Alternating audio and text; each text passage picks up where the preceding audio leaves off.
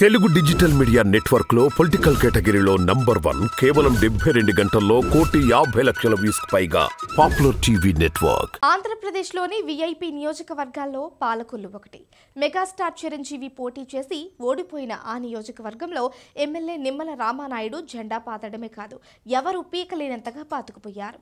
ప్రజల్లో కలిసిపోయే ఆయన శైలి, అవినీతి అనే మాట వినిపించని తీరు, సమస్యలపై తక్షణం స్పందించే గుణం ఆయనను రాజకీయంగా బలపరిచారు. అందుకే ఆయనకు వ్యతిరేకంగా ఏ ఒక్క నేత కూడా నిలబడలేకపోతున్నారు. ఈసారి జనసేన పొత్తు ఆయనకు అదనపు బలం. వైసీపీకి బలమైన నేత కరువయ్యారు. కాపు సామాజిక వర్గానికి కేర్ ఆఫ్ అడ్రస్ గా పాలకొల్లు నిలుస్తోంది. 2014లో ఎమ్మెల్యేగా గెలిచిన రామానాయుడు వ్యక్తిగతంగా కష్టించి పనిచేయడంతోనే 2019లో వైసీపీ హవాలోనూ గెలవగలిగారు. 2024లో కూడా మళ్లీ గెలుస్తామని ధీమా ప్రదర్శిస్తోంది టీడీపీ.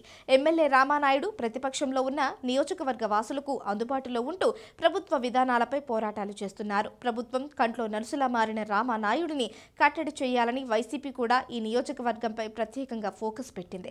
కానీ ఎవరూ బలంగా లేరు. ప్రస్తుతం ఎమ్మెల్సీ కవూరు శ్రీనివాస్ జోరుగా తిరుగుతున్నారు. నియోజకవర్గ ఇన్ఛార్జిగా ఉన్న శ్రీనివాస్ జెడ్పీ చైర్మన్ గాను పనిచేశారు. పార్టీ బలంతో పాటు నిమ్మలకు వ్యక్తిగతంగా రాజకీయ అభిమానం ఏర్పడింది. అలాగే ఈసారి ఆయనకు జనసేన బలం కూడా కలిసి రానుంది.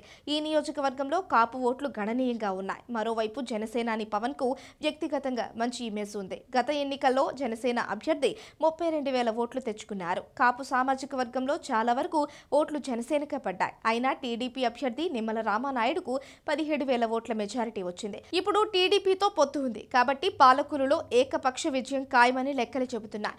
రాజకీయ పార్టీల బలాలకు నాయకుడి పనితీరు కూడా కలిసి వస్తే ప్రజలు మార్పు కోసం ఆలోచించే అవకాశం ఉండదు. అలాంటి పరిస్థితిని నిమ్మల రామానాయుడు కల్పిస్తున్నారని రాజకీయ వర్గాలు భావిస్తున్నాయి. అయితే రాజకీయాల్లో గెలుపు ఓటములు ప్రజల చేతుల్లో ఉంటాయి. ఎలాంటి నేతనైనా ఓడించిన సందర్భాలు ఉన్నాయి. నిమ్మల అజేయుడని చెప్పలేం. కానీ ఇప్పటి వరకు పూర్తి స్థాయిలో అడ్వాంటేజ్ ఆయనకే ఉందని నియోజకవర్గంలో ఏకాభిప్రాయం ఉంది.